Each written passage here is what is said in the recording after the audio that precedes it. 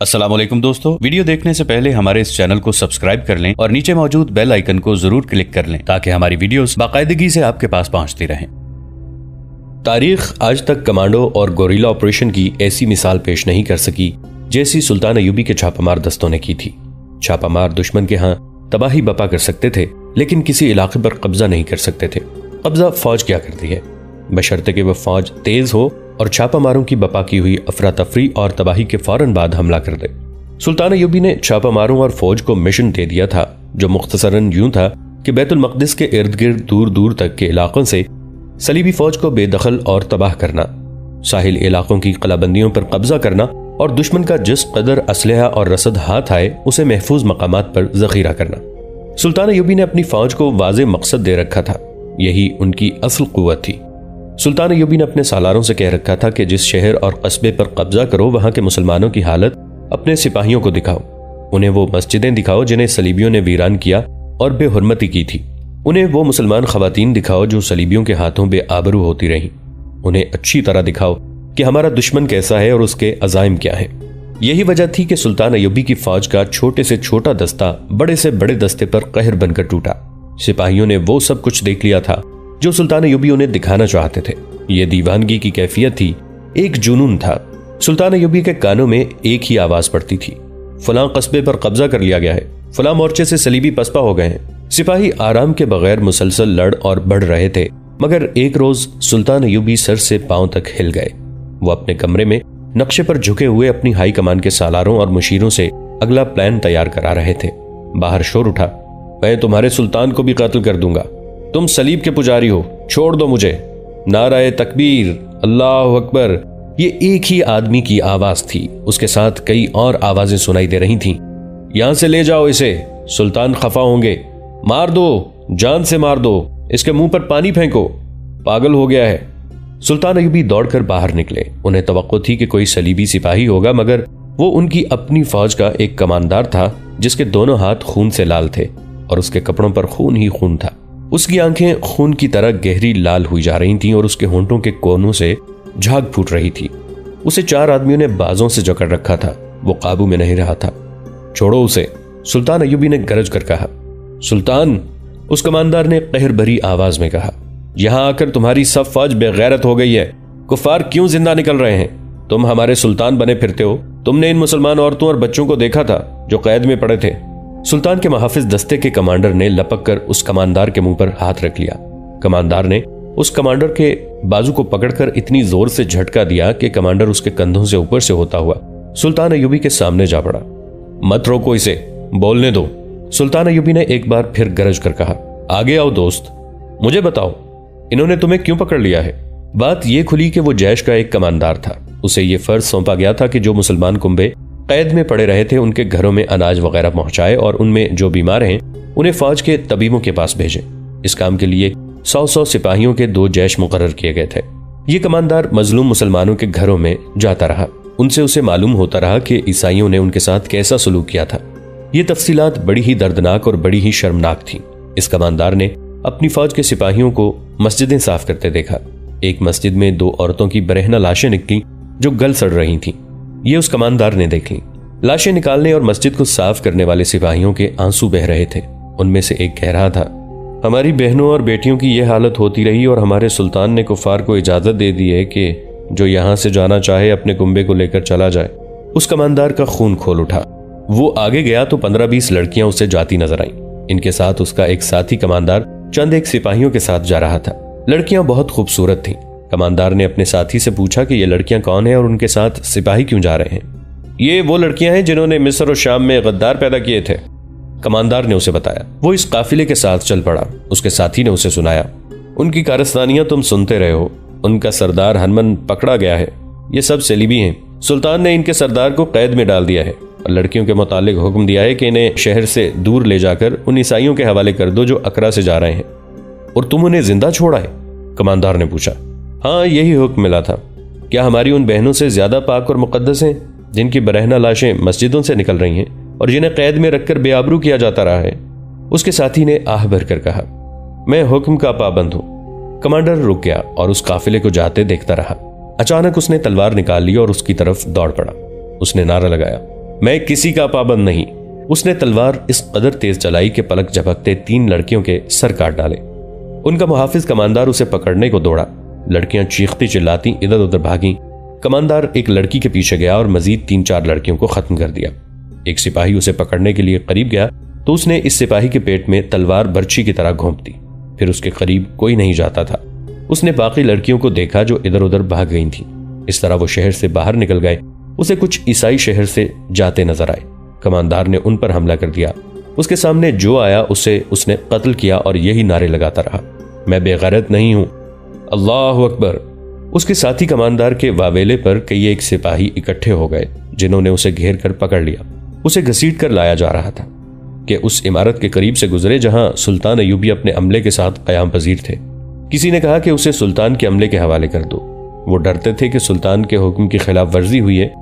किसी ने हत्या शहरी पर हाथ उठाने को जुर्म करार दिया गया था। ये कमांदार चिल्ला रहा था।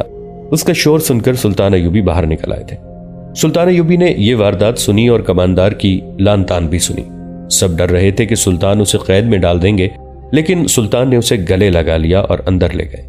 उसे शरबत पिलाया और उसे जहन नशीन कराया कि उनका मकसद सलीबियों का कत्ल नहीं बल्कि क़िबला अव्वल को आज़ाद करा के इस तमाम सरजमीन अरब से सलीबियों को निकालना है।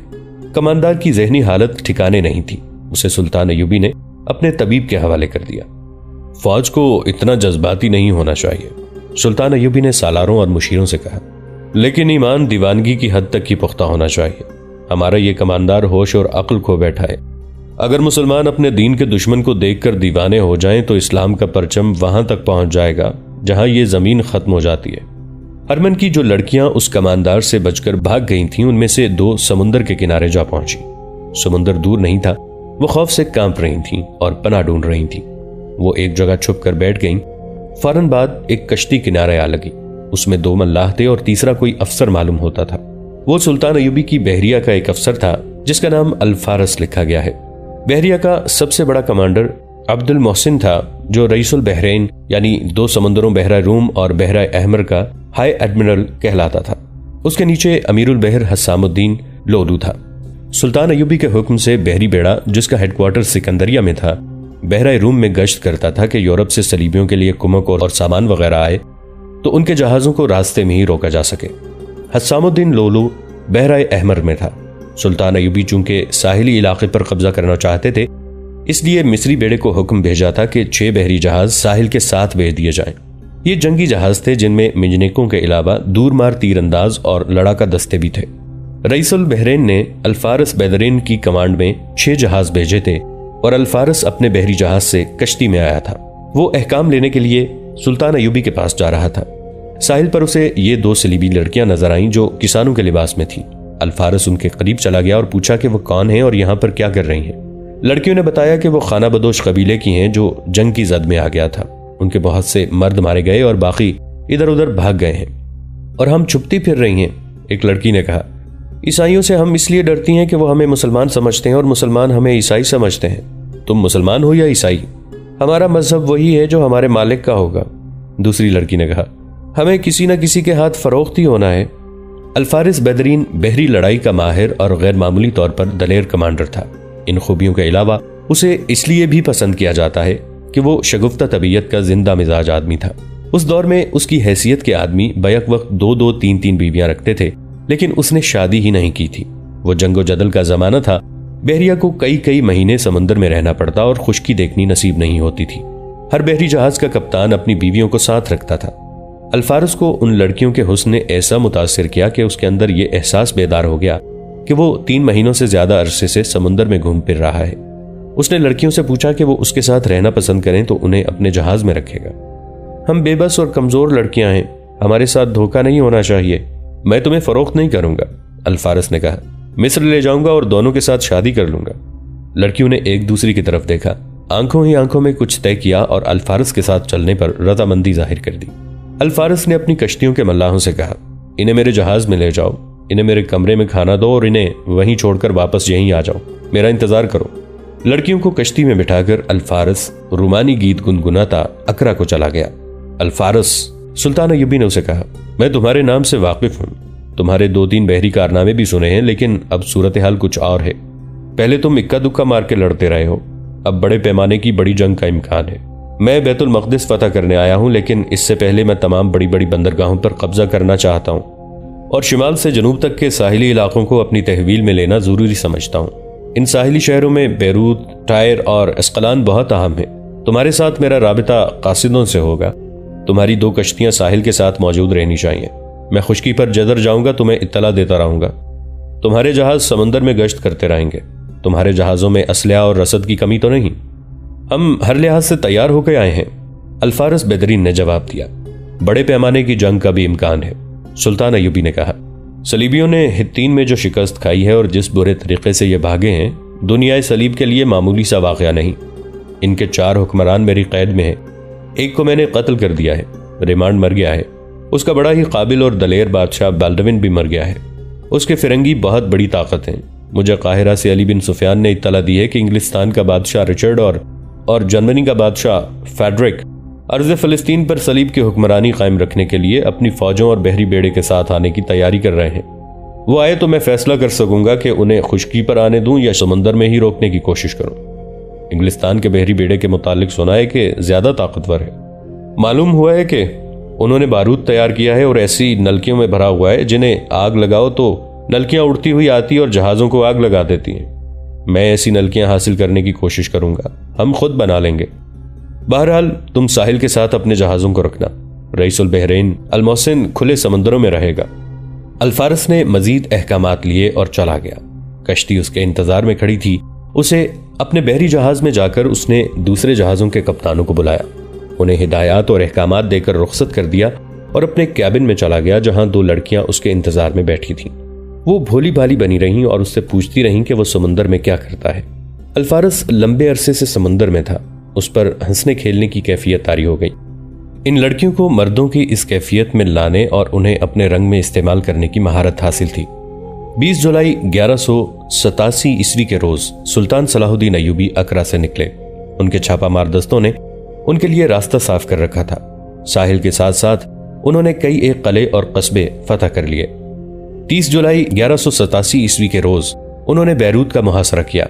सलीबियों ने इस अहम शहर को बचाने की बहुत कोशिश की, लेकिन सुल्तान अयूबी ने बेदरेक कुर्बानी देकर बैरूत ले लिया। वहां भी मुसलमानों की वही हालत थी जो अकरा में थी। 29 जुलाई तक बैरूत को अपनी अमलदारी में लेकर सुल्तान अयूबी ने एक और मशहूर साहिली शहर टायर का रुख किया।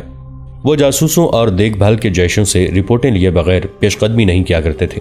उन्हें बताया गया कि अपनी फौज बहुत ज्यादा इलाके में फैल गई है और इधर उधर से भागे हुए सलीबी टायर में जमा होकर मुनज़्ज़म हो रहे हैं। तमाम फिरंगी भी साहिली इलाके से पसपा होकर टायर चले गए थे। सुल्तान अयूबी ने टायर पर हमले का इरादा तर्क कर दिया। वो बैतुल मक़दिस के लिए फौज बचा कर रखना चाहते थे। इस दौरान अल्फारस बेदरीन के बहरी जहाज साहिल से दूर गश्त और देखभाल करते रहे। दोनों लड़कियां उसके जहाज में रहीं। वो उसके दिल पर गालिब आ गई थीं, लेकिन उसने अपने फराइज में कोताही ना की। जब कोई बहरी जहाज साहिल के करीब लंगर अंदाज होता था, छोटी छोटी कश्तियां उसके इर्द गिर्द घूमने लगती थी। ये गरीब देहातियों की कश्तियां थीं जो फल, अंडे और मक्खन वगैरह मल्लाहों और फौजी दस्तों के पास भेजते थे। जहाजों के कप्तान उनमें से किसी को रस्सा फेंककर जहाज में उठा लेते और उससे खुश्की की दुनिया की खबरें सुनते थे। एक रोज अल्फारस का जहाज साहिल पर चला गया। उसे वहां से बर्री फौज के किसी कमांडर से कुछ पूछना था। दोनों लड़कियां जहाज के अरशे पर जंगले का सहारा लिए खड़ी थी। छोटी छोटी 3-4 कश्तियां आ गईं, उनमें फल वगैरह था। उनके मल्ला जहाज वालों की मिन्नतें करने लगे कि वो उनसे कुछ ले लें। एक कश्ती में एक उधेड़ उम्र आदमी था जिसके जिस्म पर तहबंद के सिवा कुछ भी न था। बहुत गरीब मालूम होता था। उसने दोनों लड़कियों को जहाज में खड़े देखा तो कश्ती करीब ले गया। कुछ ले लो शहजादी, उसने कहा। बहुत गरीब आदमी हूं। लड़कियों ने उसे नजर भरकर देखा तो उसने बाईं आंख से खुफिया सा इशारा किया। दोनों ने हैरान सा होकर एक दूसरे की तरफ देखा। इस आदमी ने इधर उधर देखकर सीने पर उंगली ऊपर नीचे और फिर दाएं बाएं चलाकर सलीब का निशान बनाया। एक लड़की ने अपने दाएं हाथ की शहादत की उंगली दूसरे हाथ की शहादत की उंगली पर रखकर क्रॉस बनाया। आदमी मुस्कुराया। एक लड़की ने जहाज के मल्लाह से कहा कि इस आदमी को ऊपर लाओ। मल्लाहों को मालूम था कि ये लड़कियां उनके जहाज के कप्तान की हैं, जो तमाम जहाजों का कमांडर है। उसने फौरन रस्सों की सीढ़ी फेंकी। वो आदमी टोकरी में मुख्तलिफ चीजें रखकर ऊपर ले आया। टोकरी लड़कियों के आगे रखती। लड़कियां चीजें देखने लगीं। किसी और को उनके करीब आने की जरूरत नहीं हो सकती थी। तुम यहां कैसे पहुंच गई हो? कश्ती के मल्लाह ने पूछा। इत्तेफाक की बात है, एक लड़की ने जवाब दिया। हरमन पकड़ा गया है। उसने उस आदमी को सारा वाकया सुनाया और अल्फारस के मुतालिक बताया कि वो उन्हें खाना बदोश समझकर अपने साथ ले आया है। कुछ सोचा है क्या करोगी? मल्लाह ने पूछा। जाओगी कहाँ? अभी तो सिर्फ जान बचाने का बंदोबस्त किया है, लड़की ने जवाब दिया। कमांडर अल्फारस की रगों पर हमने कब्जा कर लिया है। कहीं मौका मिला तो भागने की कोशिश करेंगी। अगर तुम रहनुमाई करो तो यहीं रहकर कुछ और कर लेंगी। यह गरीब सा माहीगीर मल्ला सलीबियों का जासूस था और वो उन लड़कियों को अच्छी तरह जानता था। वो भी उसे जानती थीं। उसने कहा, साहिल पर उतरकर भागने की कोशिश न करना, बहुत बुरी मौत होगी। बैरूत तक मुसलमानों का कब्जा हो गया है। हमारी सलीबी फौज हर जगह से पसपा हो रही है। अब टायर एक जगह रह गई है जहां तुम्हें पनाह मिल सकती है। अभी इस जहाज में रहो, मैं तुम्हें मिलता रहूंगा। हमारे लिए हालात बहुत ही खतरनाक हो गए हैं। हर तरफ मुसलमान सिपाही दंदनाते फिर रहे हैं। तुम यहाँ क्या कर रहे हो? सलीब पर हाथ रखकर जो हल्फ उठाया था वो पूरा करने की कोशिश कर रहा हूं, उसने जवाब दिया। इन 6 जहाजों की नकलो हरकत देख रहा हूं। इन्हें तबाह कराने का इंतजाम करूंगा। अपने जहाज कहाँ हैं? टायर के करीब, उसने बताया। ये जहाज उधर गए तो अपने जहाजों को पहले से इत्तला कर दूंगा। अब इत्तेफाक से तुम कमांडर के जहाज में आ गई हो। तुम मेरी मदद कर सकोगी और मैं तुम्हें इस जहाज से निकालकर टायर पहुंचा सकूंगा। मुझे अब जाना चाहिए। इशारे मुकर्रर कर लो। मैं इन जहाज़ों के साथ साए की तरह लगा हुआ हूं। ये जहाज कहीं भी साहिल के करीब लंगर डालेगा, वहां इसी भेस में मौजूद होऊंगा। उन्होंने इशारे मुकर्रर कर लिए। लड़कियों ने उसकी टोकरी में से कुछ चीजें उठा ली, उसे पैसे दिए और वो रस्सों की सीढ़ी से अपनी कश्ती में उतर गया। 2 सितंबर 1187 ईस्वी के रोज सुल्तान अय्यूबी ने एक और मशहूर साहिली शहर अस्कलान का मुहासरा कर लिया। यहां भी वजनी पत्थर फेंकने वाली मंजनीकें और पहियों पर चलने वाली मचानें इस्तेमाल की गईं। सुरंगें खोदने वाले जैश रात को दीवार तोड़ने की कोशिश करते रहे। करीब ही एक बुलंदी थी, वहां से मंजनीकों से शहर के अंदर पत्थर और आतिशी गोले फेंके गए। दूसरे दिन महसूरीन ने घबराकर शहर के दरवाजे खोल दिए और हथियार डाल दिए। इस शहर पर फ्रैंक्स ने 19 सितंबर 1153 में कब्जा किया था। पूरे 34 बरस बाद यह शहर आजाद कराया गया। अस्कलान से बैतुल मक़दिस 40 मील मशरिक की समत वाक़े है। सुल्तान अय्यूबी के तेज रफ्तार दस्तों के लिए यह 2 दिन का सफर था। उसके बाद दस्ते और छापामार जैश पहले ही बैतुल मक़दिस के करीब पहुंच चुके थे। उन्होंने सलीबियों की बैरूनी चौकियां तबाह कर दी थीं। बचे कुछ सलीबी बैतुल मक़दिस पहुंच रहे थे। सुल्तान अय्यूबी ने अपने बिखरे हुए दस्तों को अस्कलान में इकट्ठा होने का हुक्म दिया और बैतुल मक़दिस पर हमले की तैयारी करने लगे। सुल्तान अय्यूबी की फतूहात और तूफानी पेशकदमी की खबरें दमिश्क, बगदाद, हलब, मूसल और उधर काहिरा तक पहुंच चुकी थीं। आखिरी खबर यह पहुंची कि सुल्तान अस्कलान में हैं और बैतुल मक़दिस पर हमला करने वाले हैं। काजी बहाउद्दीन शद्दाद, जो उस हमले में सुल्तान अय्यूबी के साथ था, अपनी याददाश्तों में लिखता है कि सुल्तान अय्यूबी की फौज मुसलसल फतूहात की बदौलत थकन के एहसास से बेगाना थी। वो जूं जूं उन मकबूजा इलाकों में मुसलमानों की हालत देखती गई, कहर बनती गई, जो बैतुल मक़दिस पर टूटने को बेताब था। ये तो सुल्तान अय्यूबी की जंगी क़ुव्वत थी। काजी शद्दाद दिखता है कि अस्कलान में सुल्तान अय्यूबी के पास रूहानी क़ुव्वत भी पहुंचने लगी। वो दमिश्क, बगदाद और दीगर बड़े शहरों के उलमा, दरवेश और सूफी मुनिश लोग थे। वो सुल्तान अय्यूबी के साथ बैतुल मक़दिस में दाखिल होने आए थे। उन्होंने आकर सुल्तान अय्यूबी को दुआएं दी और उनकी फौज को बैतुल मक़दिस की अहमियत और तक़द्दुस बताया और सिपाहियों को आग बगूला कर दिया। सुल्तान अय्यूबी उलमा और दरवेशों का बहुत एहतराम किया करते थे। उन्हें अपने साथ देखकर उनकी थकन खत्म हो गई और उन्होंने जोशे जज्बात से कहा, अब दुनिया की कोई ताकत मुझे शिकस्त नहीं दे सकती। अस्कलान से कूच से 2-4 रोज पहले सुल्तान अय्यूबी के पास हलब से एक मेहमान आया, जिसे देखकर सुल्तान हैरान रह गए। उन्हें अपनी आंखों पर यकीन नहीं आ रहा था। ये नूरुद्दीन जंगी मरहूम की बेवा रजी खातून थीं, जिन्होंने इज्जुद्दीन के साथ शादी कर ली थी। वो घोड़े पर सवार थीं, कूदकर घोड़े से उतरी और दौड़कर सुल्तान अय्यूबी को गले लगा लिया। दोनों के जज्बात उभर आए और उन पर रिक्कत तारी हो गई। जरा देर बाद ऊंटों की एक लंबी कतार आ रुकी। उन पर कमोबेश 200 लड़कियां सवार थीं। ये क्या? सुल्तान अय्यूबी ने रजी खातून से पूछा। जख्मियों की मरहम पट्टी के लिए तरबियत याफ्ता लड़कियां, रजी खातून ने जवाब दिया। मैंने इन्हें लड़ाई की तरबियत भी दे रखी है, तीरंदाजी की भी इन्हें खासी मश्क है। मुझे मालूम है कि तुम औरत को मैदान में नहीं देखना चाहते, लेकिन मेरे और उनके जज्बे को कुचलने की कोशिश न करना। दोस्तों, आज के लिए इतना ही। इसी कहानी की अगली किस्त के साथ बहुत जल्द हाजिर होंगे। नीचे कमेंट सेक्शन में अपनी राय का इजहार जरूर कीजिएगा। हमारे इस चैनल को सब्सक्राइब करके नीचे मौजूद बेल आइकन को भी जरूर क्लिक कीजिएगा। अगली मुलाकात तक के लिए हमारा और आपका अल्लाह निगहबान।